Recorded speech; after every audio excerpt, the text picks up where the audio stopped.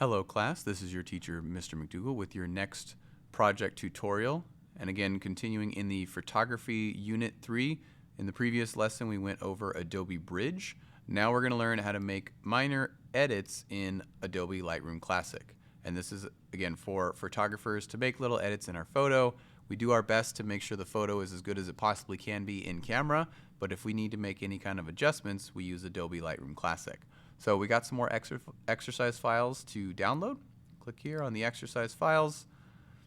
Again, it can't show you preview, that's fine. As always, this is always the same way you download photos or download files. Click right here, open a new window, and then it gives you this download button right here.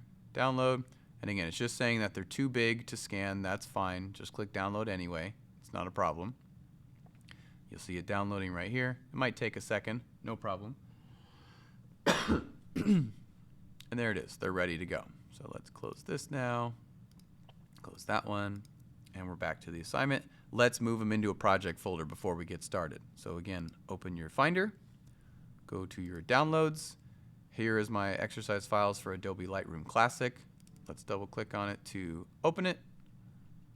And it opens the blue folder with the actual project files in it right here. So now let's make our new project folder in our Intro to Graphics folder. Let's right click on the Finder face, go up to New Finder Window. So we have two windows open. We can drag this over here. Let's go to our Google Drive, My Drive, Intro to Graphics, and let's make a new folder for today's project. New folder. This one is 306 Lightroom Classic. So now I can open that one and bring these files in here. Just like that. Yes, save it to my Google Drive. Perfect. So here are my exercise files, nice and safe. So now we can open Adobe Lightroom Classic. And again, make sure it's Lightroom Classic with this LRC, not the other one. There are two Lightrooms in here. You can see there's an Adobe Lightroom. This one is completely different. We want this one. This is the one we're going to use that makes our editing process a lot faster and more streamlined. So if you open this one by mistake, close it and find this one. This is what we want, Lightroom Classic.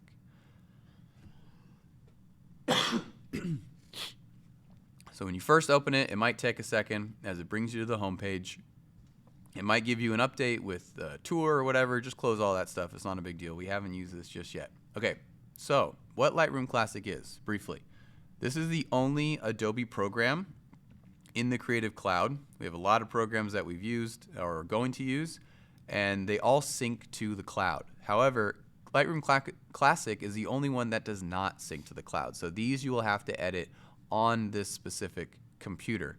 And the reason for that is because we work with a lot of files. Your cloud space is limited. You can't upload as many photos as you want before it gets full. This one is only limited by your computer storage space, which is a lot more actually. And as a photographer myself, if I shoot a wedding, I'll take about 3,000 to 4,000 photos in one event for a wedding. So I need a lot of space for those. And those are shot in RAW, which are much larger files. So Lightroom Classic will allow me to edit all of those quickly and in sync and export them nice and clean, which makes it a lot easier and a lot smoother. Regular Lightroom, you can only do one photo at a time, and it takes a lot longer. This will be much easier and more streamlined for your guys' process. Okay, so before we can start editing, we have to import our files into this software. So we're going to go up to File and Import Photos and Video right here. It'll bring up this page. So we need to tell it where we want to sort these files from. So if you just click on a image, you want to make sure you click on this little arrow to bring the drop-down menu. You'll see everything that has more folders in it has these drop-down menus.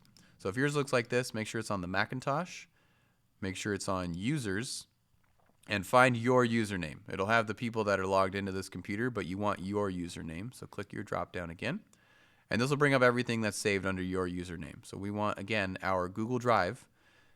If you just click on Google Drive itself, what it will do, and again, it's loading because there's a lot, it will start showing you everything on your Google Drive. That's not what we want because there's going to be too many files on there. See how it's trying to load everything? Keep clicking these little arrows as drop-downs to get more specific. So we're in the Google Drive, the My Drive. These little arrows will open and close to show you the folders.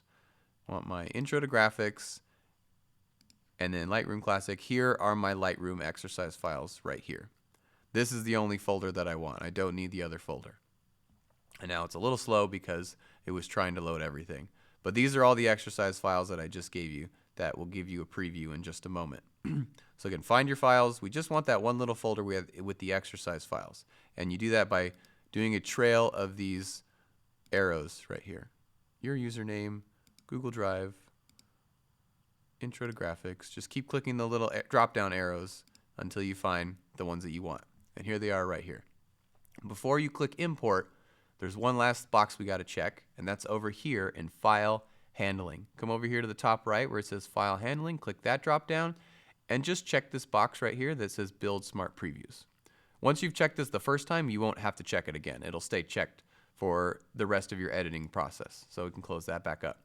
What the previews does is it just makes it a little faster. It embeds a preview into the Lightroom so you can scroll through it a lot faster. If you don't have the preview box checked, everything will still be fine. But if you have a lot of photos, sometimes it just tends to lag a little bit when you're scrolling through the photos. So that will prevent the lag. Okay, now that we've done that, we can click Import. So here's all our photos. Just like in Bridge, you can slide this thumbnail slider to increase the size of the pictures. If it makes it easier for you to see when they're large or if they're smaller, whatever works for you. And again, it might be hard if they're like this. It's easier to find if you zoom it in and look at them. Okay, so what you're going to do is you're going to make just very minor corrections. And again, this is what Lightroom is for. We're not going crazy with any kinds of wild Photoshop edits or AI, anything like that. We're just making tiny edits to make sure our photos look clean and natural. And a lot of these just need to be cleaned up just a little bit. The color is slightly off, or it's a little too dark or a little too bright. That's all we're going to fix. So let's go back to the assignment and you'll see what I mean. Go back to the classroom assignment, click on the classwork slide. And you'll see with Lightroom Classic, it says the steps. You're going to download them, import them, which is what I just showed you. You're going to mark the ones that we're going to edit and then edit those specific ones. So you'll see right here on the slideshow, photos 1, 2, 3, 4, 5, 6, 7, 8, 9, and 10. So there's only 10 that we're going to edit. You notice there's a lot more than that. There's a total of 15. So we're not going to edit all of them. I'm going to show you how to filter out specific ones and then edit just those ones.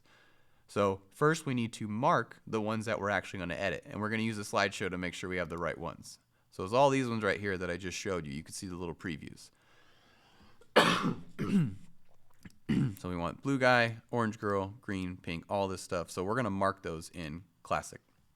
There are two ways that you can mark a photo, and I'm going to show you both. And when you're editing in Lightroom, you can use whichever one you want. It doesn't matter. So this is the first one. And what I'm going to do for this one is the first way you can mark is to 5-star it. You can rate it with a star rating, and that's by typing 1, 2, 3, 4, or 5, or 0 to unmark on your keyboard. So if you see on my keyboard, I'm going to hit 5. That 5 stars it. See, it says rating to 5, and there's 5 stars right here. If you want to take the stars away to unstar it, you can just hit 0. That makes it go away. So if I 5-star it, this one is the one I want to keep. Not this one. I am going to keep this one, so I'll 5-star that one. Not using this one, yes, 5-star. There we go. And right here. So you can 5-star them. The other way, let me take these out. I'll just leave them 5-star, that's okay. The second way to do it is to flag them by picking them with P on your keyboard. So if I hit the P key, as in pumpkin, if I hit P, that flags it. See how the little flag popped up right there? If you want to unflag it, just hit U to unflag. So U will unflag it. P and U. Like that. So I could flag it as well. So this one, let's flag. And then you can do the same thing with all of them. So go through and flag or 5-star them. Either way that you want to do. I'm not using that one. I'm not using this one. This one I am. This one, yes. So just click on the ones you're going to use. And again, 5-star or P to flag. Either way, doesn't matter. So now that we've marked all the ones that we want, we only want to show those down here. So you can see how they're either flagged or starred. So these other ones that I'm not using, I don't want them shown because I'm not going to bother with them anyway, so it's fine.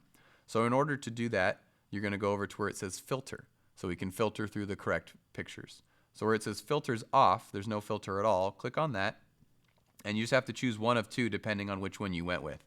If you 5-starred them, you want to click rated.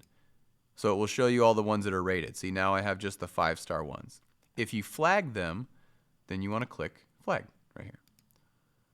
So now it's showing me all the flagged one, which again is these 10. These are the 10 that are on the slideshow that you're going to edit. So those other 5, they're not important. So we're not going to use those. We don't need to show them. But I wanted you to show this because you're going to have photos too. When you're taking your pictures, you're going to take a lot, and you just got to narrow it down to your best ones. When I take a photo, or when I shoot a wedding, as I mentioned, I'll shoot thousands and thousands of photos, but I'm only going to give them a couple hundred. So I have to filter through which ones are the best ones and only work with those. So now that we could start editing, we need to go to the Develop tab right here. So I click on Develop. That will bring me into the editing software. One thing that might happen as you're clicking around is there's these arrows right here that open and close these sidebars. If I click this arrow, now it's closed, or this arrow, or this arrow. It gives me more space, but now you're like, oh no, my menus are gone. It's okay, just go back to these arrows, and you can click on them again to make them come back. See, clicking these arrows will make these tabs come back. So there's these 4 arrows in these 4 corners. If you feel like you don't have enough space, you can use the arrows to give yourself more space. But don't freak out if your menu is gone. Just click the arrow right here to make it come back. Okay, so now we're just practicing with these sliders over here. Yours might look more like this or that. Yours might look a little bit over here. There's these other tabs for different kinds of editing. Again, just like the other side, the arrows will open and close the windows. We're not going to use any of these except for the basic one. So if yours is on tone curve, again, you can scroll up and down. Right here, if there's a lot open, we're not using any of this stuff. So all of these, close these, and we just want the basic one open. We're just going to stick with these basic sliders right here. Super easy peasy basic corrections. So if we go back to the assignment, it'll show you what I need you to do. And also I have an example right here. So you're going to correct the photo. I've given you the photo and there's something wrong with it we need to fix. And this is what we're going to use Lightroom for. So then you're going to correct it, and then you're going to put the corrected version in the spot on the right. So right here, here's this example of this guy number 1. As you can obviously tell, it's too blue. The color temperature is off. We have color temperature, which is something I haven't really covered yet, but there's a white balance in every photo to make sure it's the right temperature. We want to make sure skin tones and everything looks correct. This one, he almost looks like he's frozen. He's too cold. So we're going to fix it so it's not too blue. As we go back to Lightroom, we're going to control that with this temp slider right here. See how it's blue and then orange? If you slide it one way, it makes the picture affected. So if I slide it this way, it becomes even bluer, like that. See how much bluer it's going to get? So I need to slide it to the right to balance it back out. So let me go this way. And as you see, as the photo becomes warmer, it becomes more balanced. His skin tone becomes more natural the more I go this way. So that's more of a balanced photo, just like that. That's the only correction we're going to make to this one. We just wanted to balance it out so it's not too blue. If I undo it, you can see that. Back to where it was. Again, I want it to go this way. So that's all we're going to do for that one. So on each photo, you just need to make the right correction. And they're all a little bit different. I'm going to walk you through each one because each one is slightly different on different sliders. This one's the exact opposite. This girl is far too orange. So let's go the opposite on this one. Go back to Lightroom. Go back to the next photo with the girl, which is this one. So this one, we're going to do the exact opposite. We're going to take it. We're going to slide it more towards the blue because she's a little too warm. Right about, let's say right there. The most important thing, especially in portraits, is people's skin tone. You don't want them to be too yellow or too orange or too blue or too pale. You want to get them in the most natural skin tone that belongs to them. Some people are lighter and some people are darker. Go for whatever is their natural tone. All right, so we balanced her. She looks good. Let's go to the next one. This one, similar. We have color temperature and then we have color tint. This girl is too green. We have orange and blue and we have green and magenta. So let's go back to her and then let's find her photo down here. That's this one. So she's too green. So there was color temperature and color tint. And as you can imagine, just like in the other examples, we need to make sure that we slide this one more towards the magenta to balance her out. And as I turn it, look at the picture. It's becoming more balanced, not as green, more towards a natural skin tone, just like that. All right, let's go to the next one. I'm going to walk you through each one because then I'm going to show you how to export them. So even though you're making the changes in Lightroom, we still have to export them at the very end. This girl, exact opposite. She's too pink. Let's fix that one. Go to the girl jumping, which is right here. So again, same thing, opposite direction. Tint. Let's turn that more towards the green to balance her back out so she's not too pink. Right about, I'm going to say there for that one. That looks good to me. Again, this is where you get to use your judgment as a photographer to make sure your colors are correct. Let's go to the next one. The next one is this photo is too dark. We need to up the exposure. So this one, the color's fine, but it's too dark. So let's go to that one where these dancing people right here. You can tell this one's too dark. So this one is the exposure slider. So we've been talking about exposure for this entire unit so far. So if you take a photo that happens to be a little too over or underexposed, we can fix it if it's not too bad. So this one, take this exposure slider, let's slide it to the right to increase the exposure. Just a little bit, not too bright. Remember, we don't want to go too far and have it overexposed. Just a little bit. We're making small adjustments. That looks good right about there. I like that. All right, what's next? This one's the exact opposite. This girl's too bright. Let's fix her up. Right here, this yoga girl. Exact opposite. Exposure's too high. Her skin's too bright, so we're going to bring it back down just a little bit. There we go. Just like that. Again, super simple, keeping it minor and natural. This one is also too dark, but we're going to do something else besides the exposure so we don't make their faces too bright. We're just going to lift the shadows on this one. So on this one, with the people doing the clean and jerk here, if you take the exposure and slide that up, it does make the image brighter because we can see the shadows better, but now their faces are too bright. So underneath the exposure slider, there's these other ones. So you could do a little bit more specific. So I can make the highlights themselves go up and down, and the shadows and the highlight and dark spots go up and down as well. So see these sliders right here, if you play around with these, highlights, it's making the bright areas darker, and now I can make the bright areas whiter. So this one we're going to lift the shadows and the blacks slider right here. So that way the shadows get brighter, but I don't make their skin brighter. So watch this. Let's do the shadows. Let's crank that one up. See how the shadows are getting lifted a little bit more? And then same with blacks right here. See, as I do this, it brightens up the photo now. The darker spots are becoming brighter, but I'm not making their skins too bright. So now it looks more balanced. So again, this is where you could play around with these more specific versions of the slider. All right, next one. All right, these next couple are, we're going to mess with the color. So these are a little, this one is too oversaturated. Saturated means the colors are too strong. You see these blues and greens are a little too punchy. It almost looks cartoonish. So we're going to change that. So let's find this one with these soccer players. And this one we're going to mess with the vibrance and the saturation, these colors right here. If I increase the saturation, I'm making it more colorful. See how it's getting more colorful? But again, it's looking unnatural. Their skins are getting red now, and it's looking too weird. So we just need to bring the color down just a little bit. So I'm going to desaturate it a little bit. Right there. Again, not too far. If you go too far, you start making the photo black and white, and you take all the color away. We're not going to get into that just yet. I'm just going to turn it down just a hair. So again, now it looks more natural and not too colorful and saturated. And then the umbrellas, as you could probably guess, is the exact opposite. This one's too desaturated. We need to bring some color back into it because this one's a fun umbrella photo. So this one, same thing. Let's take our sliders, and we're going to take vibrance and saturation. We're going to crank them up a little bit to bring those blues and those colors back. This one we're going to go up pretty high. There we go. We want that natural sky blue and the natural color from these umbrellas back. So that's looking good. Okay, one more photo. This last one is we're going to do the contrast and the clarity slider to make this image slightly sharper. It's a little too soft. So let's go back with the cup of coffee.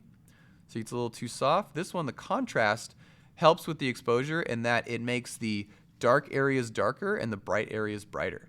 So if I slide it this way, that's exactly what it's doing. Watch what happens to the image as I slide it this way. See how the white areas are getting brighter, it's getting darker, it's getting more dynamic. That was talking about the dynamic range we talked about in the exposure triangle. If I go this way, look how it gets softer and the colors start to get faded. So I want to go back to the right, give it that cool contrasty look. Again, make it a little more punchy. Contrast is always a fun one to make your photo pop a little bit more. And then lastly, these ones down here mess with the sharpness or the softness of the image. If I take the clarity slider and I go this way, See how fuzzy it's getting, all soft? I want to increase the clarity slider to the right to make it a little bit sharper. If you go too far, it looks a little cartoony and a little fake. So we don't want to go too far. Again, it's minor adjustments to make it look natural. I'm going to go about right there. So I think that looks pretty good. So here's all my photos, and they are all ready to go. They've all been fixed and all been corrected. The last thing to do is export them to make sure I can then use them and put them on the slideshow. So right now, if you go into your folder, it's still just the exercise files. Nothing's been changed here. It's not until I export them from Lightroom that you're going to see the change. So to export them in Lightroom, they're all done. I need to make sure I have all the photos selected at the same time. If I only have one selected and I export, it's only going to export this one photo. So I need to highlight all of them. The way you can do that is super simple. Just single click on the very first photo, single click with your mouse, and then I'm going to hold shift on my keyboard. So I'm holding shift right now, and then I'm going to click the last photo. So see that? It selected everything. 10 selected. I have all 10 of these photos that are being selected now. So now when I export, it will export all of them at the same time. And again, this is why we use Lightroom Classic, so I could do mass exporting all at once. In other Lightroom, you can only export one photo at a time. So to export, you're going to go up to File and Export right here. So there's only a couple little changes we need to make, but once we make these changes for the first time, it will stay that way for all your future exports. So right here where it says Export To, change it to specific folder, and then we have to choose the folder that it's going to go into. So let's choose our Lightroom Classic folder. Again, Google Docs, Google Drive, I mean. And then find our Intro to Graphics folder, Lightroom Classic, and we're going to choose the Lightroom Classic folder. Don't choose the exercise file folder, just choose the Lightroom Classic folder. And what we're going to do is make sure this box is checked, and we're going to put it in a subfolder called Exports. So that way we know once we export them, it'll put them in its own folder, and we'll know those are the final edits. Those are the ones that we've corrected. Next, we're going to make sure that they all have a custom name. Each file is going to have its own name. So check this box for Rename To. Change it to Custom Name Sequence, this one right here. And then we just need to tell it what the sequence name is going to be. We're just going to leave it as the project file, so we'll just call it Lightroom Classic. So each picture is going to be called right here, Lightroom Classic 1, 2, 3, 4, 5, 6, 7, 8, 9, 10. That way they'll all get custom names and will be easy to find. Last couple things to change, if you slide down right here, we're just going to change these two. So it's going to set them as a JPEG. We want the quality to be at 100, max quality for the JPEG. And then resolution, change this to 300. And that should be the last thing you have to change. You shouldn't have to change anything else. So now, from now on, every time you export, this will all be preset. The only thing you'll have to change in the future is the file location and the name. So in the next projects, you want to make sure you don't save it all in the same folder with the same name. So whatever next project we do, when you export, choose the new folder you made and then choose the name of that project. Everything else will be exactly the same. So now that that's all set, I'm going to click Export. And you'll see it says exporting right here. Once that's done, I know my files have been exported. So if I go back to my Finder, here's that new folder that it just made in my Lightroom Classic folder. If I click Exports, here's all my final edits right here. So here's the corrected files. See how they don't look the same as the exercise files? Here's the original exercise files. That guy's too blue. Here's the fixed ones right here. So these fixed ones are what you're going to put in Google Classroom. So if you go back, that's what we'll put right here. So here's where you enter the corrected one. So we can replace it. Find the file. Lightroom Classic, exports. Here it is right here. Boom, there's the corrected version. So you just got to put all the corrected version in for all of these. And that's it for Lightroom Classic. Once you're done with Lightroom Classic, you can close it for now.